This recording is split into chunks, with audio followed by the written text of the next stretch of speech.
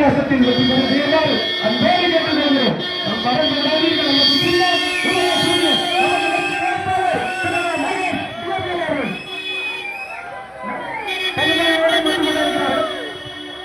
வாழ்க வாழ்க வாழ்கவே திராவிட மாடல் வாழ்கவே வெல்க வெல்க வெல்கவே உதய சூரியன் வெல்கவே.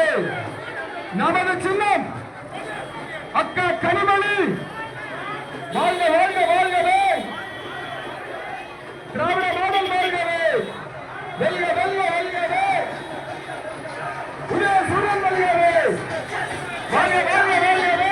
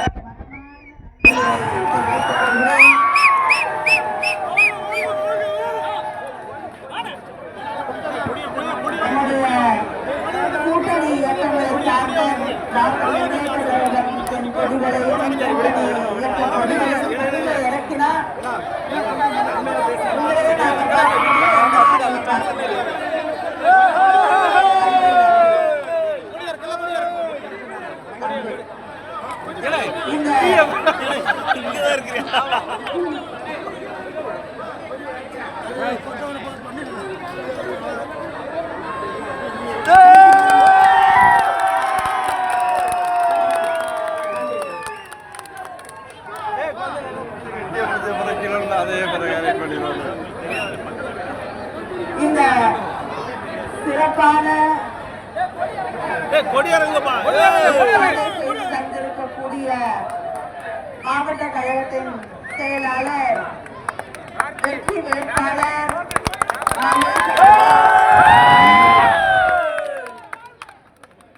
மாவட்ட கழக செயலாளர் அமைச்சர் மனோ தங்கராஜ் அவர்களே, மரியாதைக்கும் அன்பிற்கும் உரிய சுரேஷ் ராஜன் அவர்களே, கழக மகளிரணி செயலாளர் ஹெலன் டேவிட்சன் அவர்களே, ஒன்றிய கழக செயலாளர் மிலன் அவர்களே, பகுதி கழகத்தின் செயலாளர் தீபா அவர்களே,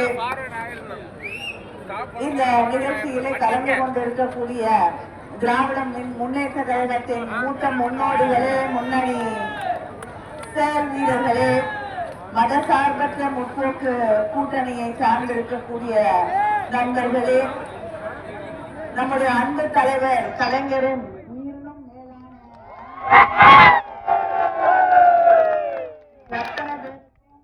என்னுடைய வணக்கத்தை நன்றியை நான் தெரிவித்துக் கொள்கிறேன்.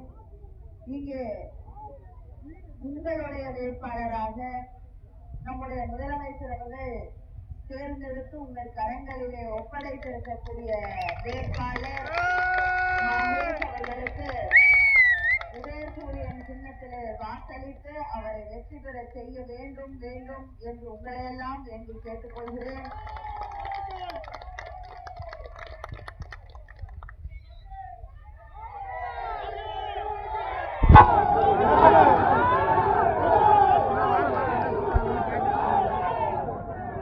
உங்களுடைய ஆர்வத்தை அன்பை பார்க்கும் பொழுது நம்முடைய மகேஷ் அவர்களுடைய வெற்றி உறுதி என்பதை நான் மகிழ்ச்சியோடு பார்க்க முடிகிறது.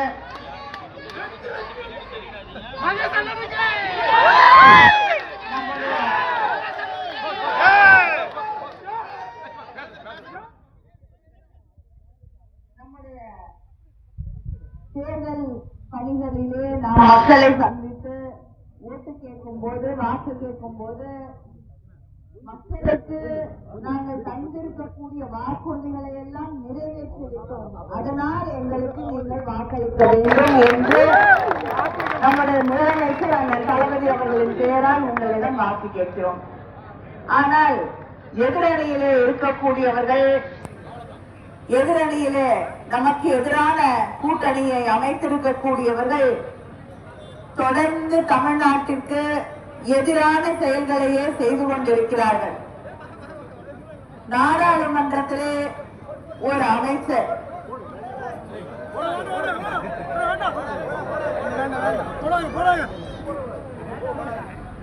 நான் பேசி முடிச்சுறேன், சரியா?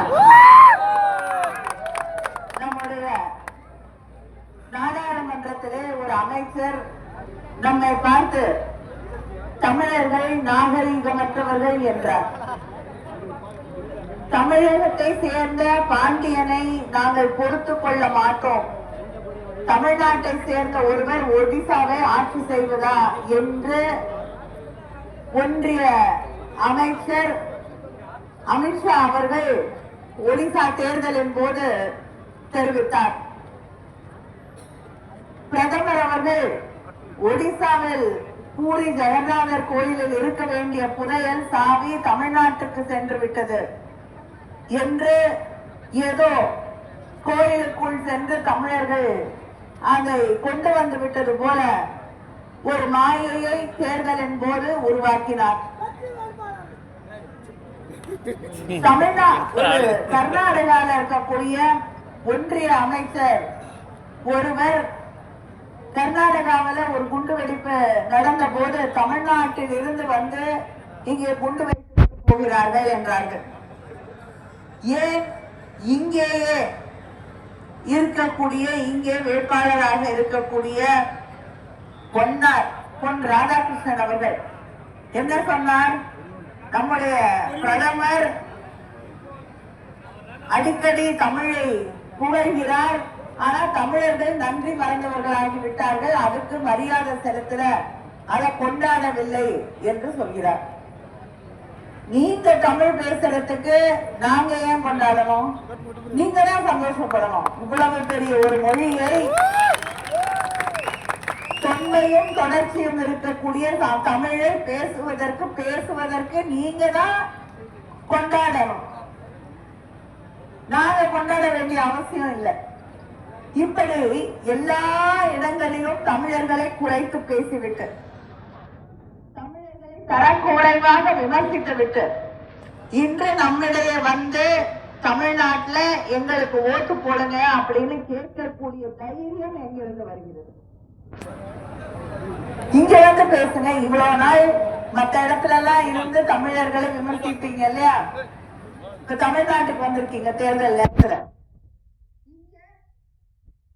அதே கருத்துக்களை தமிழ்நாட்டில் பேசுங்க.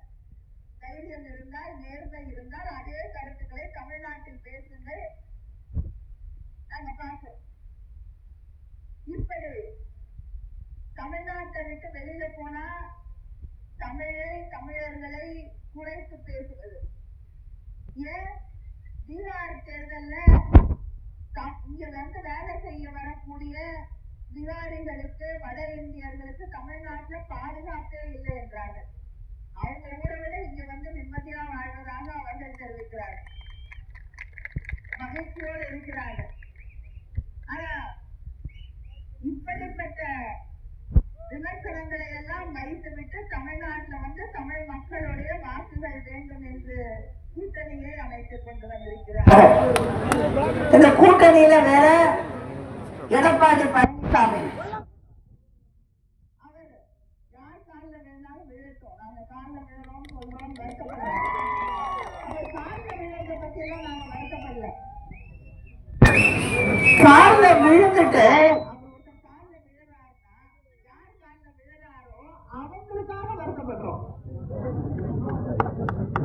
இவருக்காக விழுறதுக்காக வருத்தப்படல. அம்மையா சசிகலாவுடைய காலில் விழுந்தார். இதுக்கு என்ன? அவங்க அந்த கட்சியிலேயே இல்லை, காலில் விழுந்து அவங்களுடைய ஆசீர்வாதத்தோடு ஆட்சி பொறுப்பிற்கு வந்தார். இன்று அந்த அம்மையாருடைய கால் அந்த அதிமுக அலுவலகத்துக்குள்ளேயே போக முடியாதுங்கிற அளவுக்கு ஒரு நிலையை கொண்டு வந்துட்டார். அவங்க நிலைமை என்ன? அவர் கூடவே இருந்த ஓபிஎஸ் அவர்கள் இன்னைக்கு எங்க இருக்காரு? தமிழ்நாட்டை காப்பாற்றுறதுக்கு நம்முடைய முதலமைச்சரால தான் முடியும் அப்படின்னு சொல்லி நம்மோடு தன்னை இணைத்துக் கொண்டிருக்கிறார். இப்படி தன்னை தாண்டி கட்சி இருக்கக்கூடாது, தனக்காக மட்டும்தான் இந்த தமிழ்நாடே இருக்க வேண்டும் என்று நினைக்கக்கூடிய ஒருவர் தான் எடப்பாடி பழனிசாமி. அதனாலதான் தமிழ்நாட்டுக்கு, தமிழ் மக்களுக்கு, சாதாரண சாமானிய மக்களுக்கு எதிராக, அது சிறுபான்மை மக்களாக இருக்கட்டும் அல்லது பெரும்பான்மையாக இருக்கக்கூடிய விவசாயிகளாக இருக்கட்டும், தொழிலாளர்களாக இருக்கட்டும், நம்ம பிள்ளைகள் படிக்கக்கூடிய அந்த கல்விக்கான திட்டங்களாக இருக்கட்டும், தமிழ்நாட்டுக்கு கொடுக்க வேண்டிய நிதியாக இருக்கட்டும், எது வரலன்னாலும் வாயை திறந்து எடப்பாடி பழனிசாமி ஒரு வார்த்தை பேச மாட்டார். ஏன் இப்ப மறுபடியும் ஒரு மசோதா கொண்டு வராங்க நாடாளுமன்றத்துல, மகளிருக்காக ரிசர்வேஷன் இடஒதுக்கீடு கொண்டு வரேன்னு சொல்லிட்டு டீலிமிட்டேஷனையும் சேர்த்து கொண்டு வர